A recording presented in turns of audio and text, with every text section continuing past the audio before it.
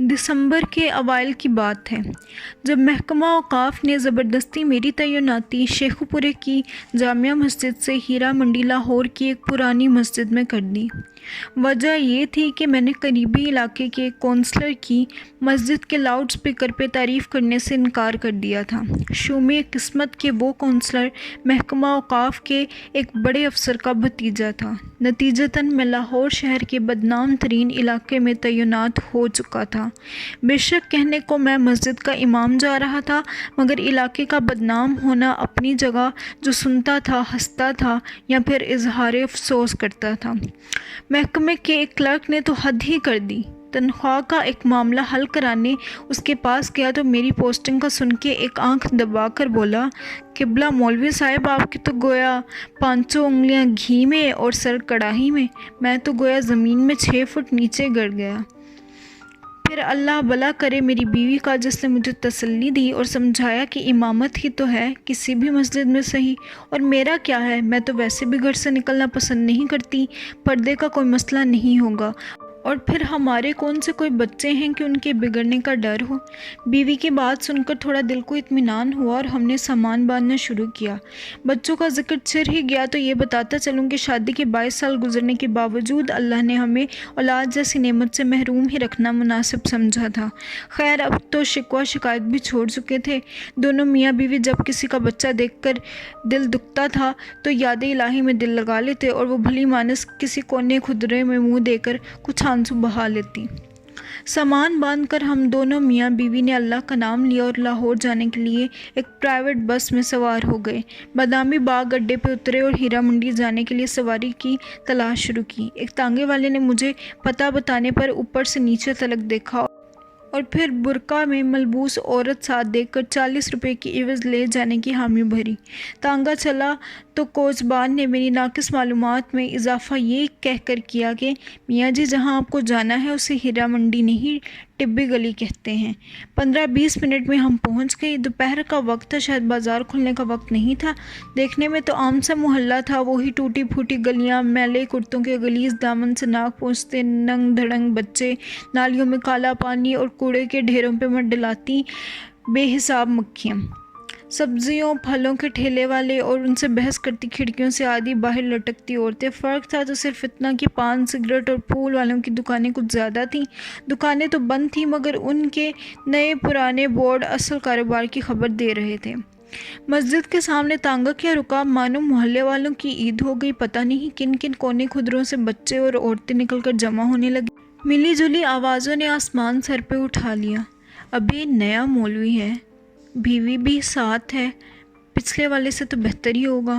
کیا پتہ لگتا ہے بہن، مرد کا کیا اعتبار۔ ہاں صحیح کہتی ہے، داڑھی والا مرد تو اور بھی خطرناک ہے۔ عجیب طوفان بدتمیزی تھا۔ مکالموں اور فکروں سے یہ معلوم پڑتا تھا کہ جیسے طوائفوں کے محلے میں مولوی نہیں، شرفا کے محلے میں کوئی طوائف وارد ہوئی ہے۔ اس سے پہلے کہ میرے ضبط کا پیمانہ لبریز ہوتا، خدا خوش رکھے غلام شبیر کو جو مولوی صاحب کرتا دوڑا آیا اور ہجوم کو وہاں سے بھگا دیا۔ پتہ چلا کہ مسجد کا خادم ہے اور عرصہ 25 سال سے اپنے فرائض منصبی نہایت محنت اور دیانتداری سے ادا کر رہا تھا۔ بھائی طبیعت خوش ہو گئی اس سے مل کے۔ دبلا پتلا پکی عمر کا مرد، لمبی سفید داڑھی، صاف ستھرا سفید پاجامہ کرتا، کندھے پہ 4 خانے والا سرخ و سفید انگوچھا، پیشانی پہ محراب کا کالا نشان، سر پہ سفید ٹوپی اور نیچی نگاہیں۔ سادہ اور نیک آدمی اور منہ پہ شکایت کا ایک لفظ نہیں۔ بوڑھا آدمی تھا مگر کمال کا حوصلہ و ہمت رکھتا تھا۔ سامان سنبھالتے اور گھر کو ٹھیک کرتے ہفتہ 10 دن لگ گئے۔ گھر کیا تھا، 2 کمروں کا کوارٹر تھا، مسجد سے متصل ایک چھوٹا سا باورچی خانہ، ایک اس سے بھی چھوٹا غسل خانہ اور بیت الخلاء اور ایک ننھا منھا سا صحن۔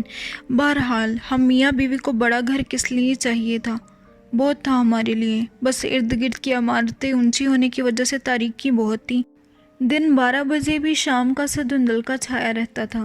گھر ٹھیک کرنے میں غلام شبیر نے بہت ہاتھ بٹایا، صفائی کرنے سے دیواریں چونا کرنے تک۔ تھوڑا کریدنے پہ پتہ چلا کہ یہاں آنے والے ہر امام مسجد کے ساتھ غلام شبیر گھر کا کام بھی کرتا تھا۔ بس تنخواہ کے نام پہ غریب 2 وقت کا کھانا مانگتا تھا اور رات کو مسجد ہی میں سوتا تھا۔ یوں اس کو رہنے کی جگہ مل جاتی تھی اور مسجد کی حفاظت بھی ہو جاتی تھی۔ ایک بات جب سے میں آیا تھا دماغ میں کھٹک رہی تھی، سو ایک دن غلام شبیر سے پوچھ لیا، میاں یہ بتاؤ کہ پچھلے امام مسجد کے ساتھ کیا ماجرا گزرا؟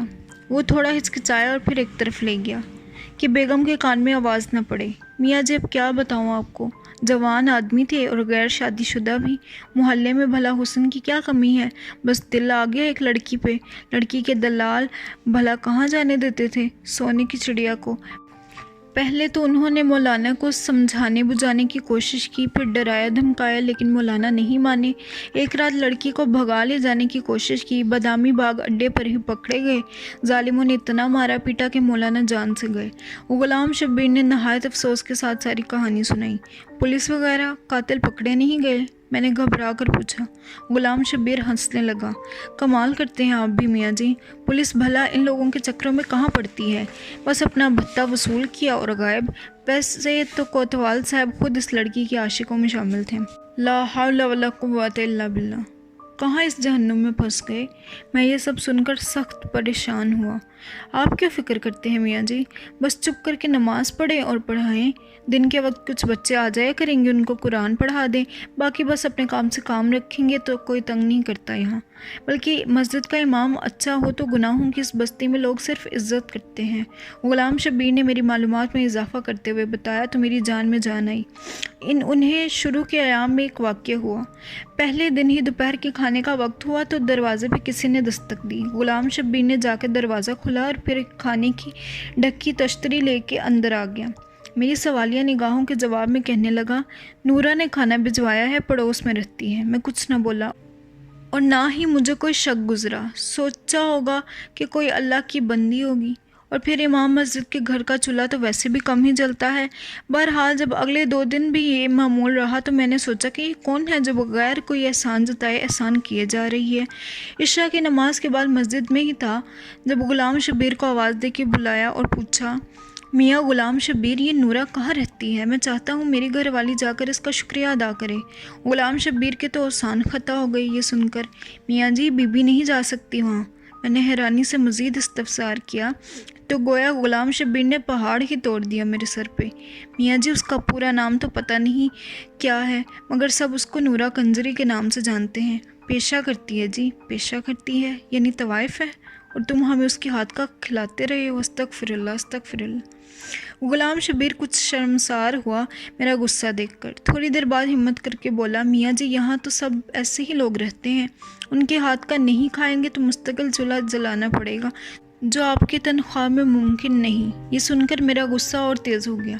ہم شریف لوگ ہیں غلام شبیر، بھوکے مر جائیں گے مگر طوائف کے گھر کا نہیں کھائیں گے۔ میرے تیور دیکھ کر غلام شبیر کچھ نہ بولا، مگر اس دن کے بعد سے نورا کنجری کے گھر سے کھانا نہیں آیا۔ جس مسجد کا میں امام تھا، عجیب بات یہ تھی کہ اس کا کوئی نام نہیں تھا، بس ٹبی مسجد کے نام سے مشہور تھی۔ ایک دن میں نے غلام شبیر سے پوچھا کہ میاں نام کیا ہے اس مسجد کا؟ وہ ہنس کر بولا، میاں جی اللہ کے گھر کا کیا نام رکھنا، پھر بھی کوئی تو نام ہوگا، سب مسجدوں کا ہوتا ہے۔ میں کچھ کھسیانہ ہو کے بولا، بس میاں جی بہت نام رکھے، جس فرقے کا مولوی آتا ہے پچھلا نام تبدیل کر کے نیا رکھ دیتا ہے، آپ ہی کوئی اچھا سا رکھ دیں۔ وہ سر کھجاتا ہوا بولا۔ میں سوچ میں پڑ گیا، گناہوں کی اس بستی میں اس واحد مسجد کا کیا نام رکھا جائے؟ کیا نام رکھا جائے مسجد کا؟ ہاں موتی مسجد ٹھیک رہے گا۔ گناہوں کے کیچڑ میں چمکتا پاک صاف موتی۔ دل ہی دل میں میں نے مسجد کے نام کا فیصلہ کیا اور اپنی پسند کو داد دیتا اندر کی جانب بڑھ گیا، جہاں بیوی کھانا لگائے میری منتظر تھی۔ اب بات ہو جائے قرآن پڑھنے والے بچوں کی۔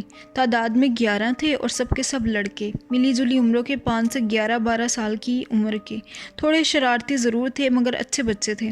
نہا دھو کے اور صاف ستھرے کپڑے پہن کے آتے تھے، 2 گھنٹے سے پارا پڑھتے تھے اور پھر باہر گلی میں کھیلنے نکل جاتے۔ کون تھے، کس کی اولاد تھے، نہ میں نے کبھی پوچھا نہ کسی نے بتایا۔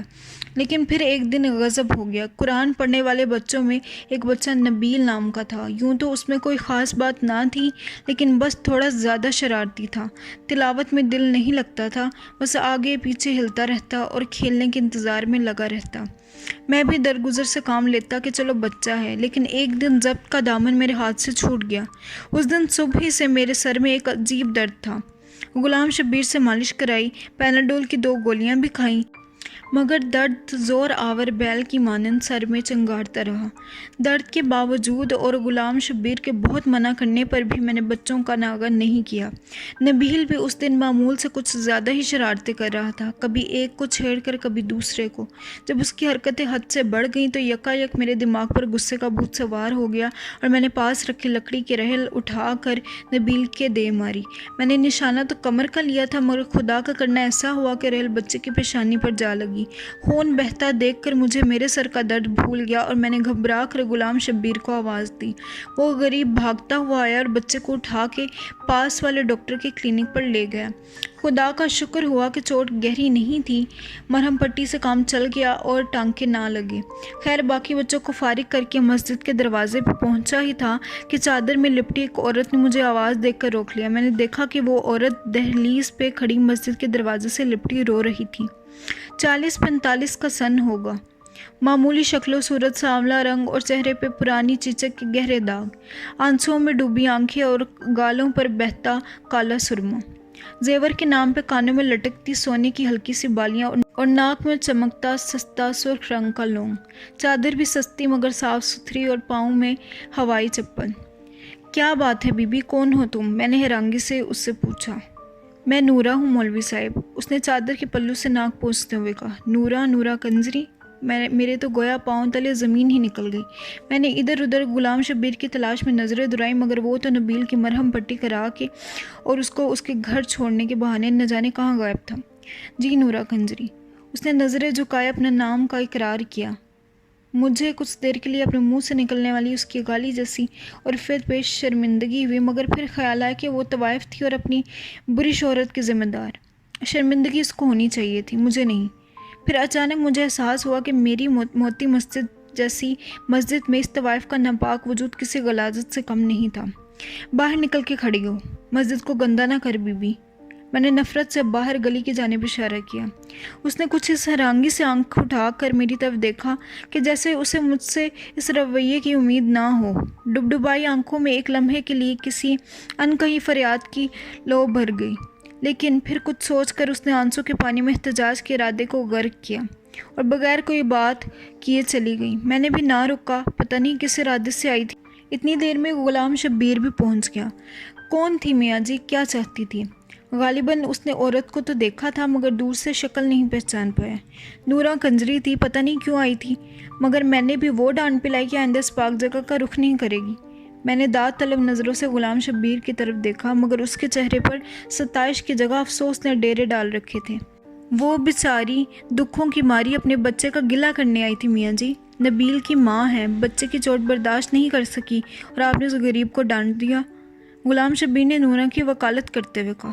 تو نبیل نورا کا بیٹا ہے، ایسی حرکتیں کرے گا تو سزا تو ملے گی، جیسی ماں ویسا بیٹا۔ میں نے اپنی شرمندگی کو بےہودگی سے چھپانے کی کوشش کی۔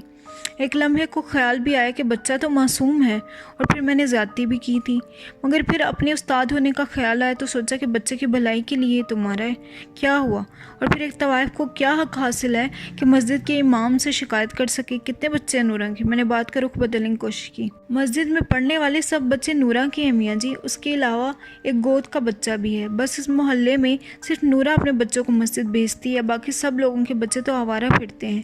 غلام شبیر کی آواز میں پھر نورا کی وکالت گونج رہی تھی۔ میں نے بنا کر جواب دینے کا ارادہ کیا ہی تھا کہ کوتوال صاحب کی گاڑی سامنے آ کر رکی۔ خود تو پتہ نہیں کیسا آدمی تھا، مگر بیوی بہت نیک تھی، ہر دوسرے تیسرے روز خاتم کے نام پر کچھ نہ کچھ میٹھا بھجوا دیتی تھی۔ اس دن بھی کوتوال جلیبیاں دینے آیا تھا۔ گرما گرم جلیبیوں کی اشتہا انگیز مہک نے میرا سارا غصہ ٹھنڈا کر دیا اور نورا کنجری کی بات آئی گئی ہو گئی۔ یہ نبیل کو مار پڑنے کے کچھ دنوں بعد کا ذکر ہے۔ عشاء پڑھا کہ میں غلام شبیر سے ایک شرعی معاملے پر بحث میں الجھ گیا تو گھر جاتے کافی دیر ہو گئی۔ مسجد سے باہر نکلے تو بازار کی رونق شروع تھی، بالکونیوں پر جھلملاتے پردے لہرا رہے تھے اور کوٹھوں سے ہارمونیم کے سر اور طبلوں کی تھاپ کی آواز ہر سو گونج رہی تھی۔ पान, सिगरेट और फूलों की दुकानों पर भी धीरे धीरे रश बढ़ रहा था। अचानक मेरी नज़र नूरा के घर के दरवाजे पर जा पड़ी। वो बाहर खड़ी थी, गुलाबी रंग का चुस्त सूट, पाँव में सुर्खी, नंगे सर पे ऊंचा जूड़े में पिरोए मोतियों के फूल, मेकअप से लदा चेहरा, गहरी शौक लिपस्टिक, आंखों में मस्कारा और मस्कारे की ओट से झांकती नंगी दावत। ला हौला वला कुव्वता इल्ला बिल्लाह। मैंने तंज़िया निगाहों से गुलाम शब्बीर की जानिब देखा। आखिर वो नूरा का वकील था। छोड़िए मियाँ जी, औरत गरीब है और दुनिया बड़ी जालिम। इसने गोया बात को टालने की कोशिश की, मगर मैं इतनी आसानी से जान छोड़ने वाला नहीं था। ये बताओ मियाँ, जब इसके गाहक आते हैं तो क्या बच्चों के सामने ही? मैंने मानी खेज अंदाज में अपना सवाल अधूरा ही छोड़ दिया। मियाँ जी, एक तो उसके बच्चे सुबह स्कूल जाते हैं और इसलिए रात को जल्दी सो जाते हैं। दूसरा, मेहमानों के लिए बाहर सेन में कमरा अलग रखा है। गुलाम शब्बीर ने नागवार से लहजे में जवाब दिया, अस्तगफिरुल्लाह अस्तगफिरुल्लाह। मैंने गुफ्तगू का सिलसिला वहीं ख़त्म करना मुनासिब समझा, क्योंकि मुझे एहसास हो चुका था कि गुलाम शब्बीर के लहजे से झांकती नागवारी का रुख नूरा की जानिब नहीं था। उसके बाद नूरा का जिक्र मेरे सामने तब हो जिन दिनों मैं अपने और जोजा के लिए हज बैतुल्लाह के घर से कागजात बनवा रहा था। उस गरीब की बड़ी ख्वाहिश थी कि वो और मैं अल्लाह और उसके नबी पाक सल्लल्लाहु अलैहि वसल्लम की खिदमत में पेश हों और औलाद की दुआ करें। मेरा भी मन था कि किसी बहाने से मक्के मदीने की ज़ियारत हो जाए। नाम के साथ हाजी लगा हो तो शायद महकमे वाले किसी अच्छी जगह तब्दीली कर दें। जोजा का एक भांजा उन्हीं दिनों वजारत मजहबी उमूर में क्लर्क था। उसकी वसातत से दरख्वास्त की कबूली की कामिल उम्मीद थी। कागजात फाइल में इकट्ठे किए ही थे कि गुलाम शब्बीर हाथ में कुछ और कागजात उठाए पहुंच गया। मियाँ जी, एक काम था, आपसे इजाज़त दे तो अर्ज़ करूं, उसने हिचकिचाते हुए कहा। हाँ हाँ मियाँ, क्यों नहीं, क्या बात है? मैंने दाढ़ी के बालों में उंगलियों से कंघी करते हुए उसको बैठने का इशारा किया। मियाँ जी, आपकी तो वजारत में वाकफियत है, एक और हज की दरख्वास्त भी जमा करा दें। उसने हाथ में पकड़े कागजात मेरी जानिब बढ़ा दिए। देखो मियाँ गुलाम शब्बीर, तुम अच्छी तरह जानते हो कि मैं घर बार तुम्हारे ज़िम्मे छोड़कर जा रहा हूँ, फिर तुम्हारे पास हज के लिए पैसे कहाँ से आए? मैंने कुछ बरहमी से पूछा। नहीं नहीं मियाँ जी, आप गलत समझे, ये मेरी दरख्वास्त नहीं है, नूरा की है, उसने सहम कर कहा। क्या मियाँ, होश में तो हो? नूरा कंजरिया मक्के मदीने जाएगी, और वो भी अपने नापाक पेशे की रकम से? तौबा तौबा, मेरे तो जैसे तन बदन में आग लगी ये वाहियात बात सुनकर। मियाँ जी, तवाइफ है पर मुसलमान भी तो है, और वो तो अल्लाह का घर है, वो जिसको बुलाना चाहे बुला ले, उसके लिए सब एक बराबर। अपनी तरफ से गुलाम शब्बीर ने बड़ी गहरी बात की। अच्छा, अल्लाह जिसको बुलाना चाहे बुला ले? वाह मियाँ वाह, तो फिर मैं दरख्वास्त क्यों जमा कराऊँ? नूरा से कहो सीधा अल्लाह ताला को ही भेज दे। मैंने गुस्से से कहा और अंदर कमरे में चला गया। जोजा का भांजा बरखुरदार निकला और अल्लाह के फजलो करम से मेरी और जोजा की दरख्वास्त कबूल हो गई। टिकट के पैसे कम पड़े तो उसी भली लोग के जहेज़ के जेवर काम आए। अल्लाह का नाम लेकर हम रवाना हो गए। एहराम बांधा तो गोया उम्र भर के गुनाह उतार के एक तरफ रख दिए। अल्लाह का घर देखा और नज़र भर के देखा। फ़राइज़ पूरे करते करते रमी का दिन आ गया। बहुत रश था, हज़ारों लाखों लोग, एक ठाठे मारता सफ़ेद रंग का समंदर। गर्मी भी बहुत तेज़ थी, मेरा तो दम घुटना शुरू हो गया। जोजा बेचारी की हालत भी गैर होती जा रही थी। ऊपर से गज़ब कुछ ये हुआ कि मेरे हाथ से उस गरीब का हाथ छूट गया। हाथ के छूटा लोगों का एक रेला मुझे रगेदता हुआ पता नहीं कहाँ से कहाँ ले गया। अजब हालात थे, किसी को दूसरे का ख्याल नहीं था, हर कोई बस अपनी जान बचाने के चक्कर में था। मैंने भी लाख अपने आप को संभालने की कोशिश की, मगर पैर रपट ही गया। नीचे क्या गिरा, एक अजाब नाजिल हो गया। एक ने मेरे पेट पर पैर रखा तो दूसरे ने मेरे सर को पत्थर समझकर ठोकर मारी। मौत मेरी आंखों के सामने नाचने लगी। मैंने कलमा पढ़ा और आंखें बंद की ही थी कि किसी अल्लाह के बंदे ने मेरा दायां हाथ पकड़ के खींचा और मुझे सहारा देकर खड़ा कर दिया। मैंने सांस दुरुस्त की और अपने मोहसिन का शुक्रिया अदा करने के लिए उसकी तरफ निगाह की। मानो एक लम्हे के लिए तो बिजली ही गिर पड़ी। क्या देखता हूँ कि मेरा हाथ मजबूती से थामे नूरा कंजरी खड़ी मुस्कुरा रही थी। ये नापाक औरत यहाँ कैसे आ गई? उसकी हज की दरख्वास्त किसने की और कब मंजूर की? मैंने हाथ छुड़ाने की बहुत कोशिश की, मगर कहाँ साहिब, एक आहनी गिरफ्त थी, मैं नहीं छुड़ा सका। वो मुझे अपने पीछे खींचती हुई एक तरफ ले गई। उस तरफ कुछ औरतें इकट्ठी थी। अचानक मेरी नज़र जोजा पर पड़ी, जिसकी आंखों में आंसू थे और वो बेताब निगाहों से मजमा टटोल रही थी। हमारी नज़रें मिली तो सब खलिफ्त भूल गई। मैं दौड़कर उस तक पहुंचा और आंसू पहुंचे। कहाँ चले गए थे आप? कुछ हो जाता तो?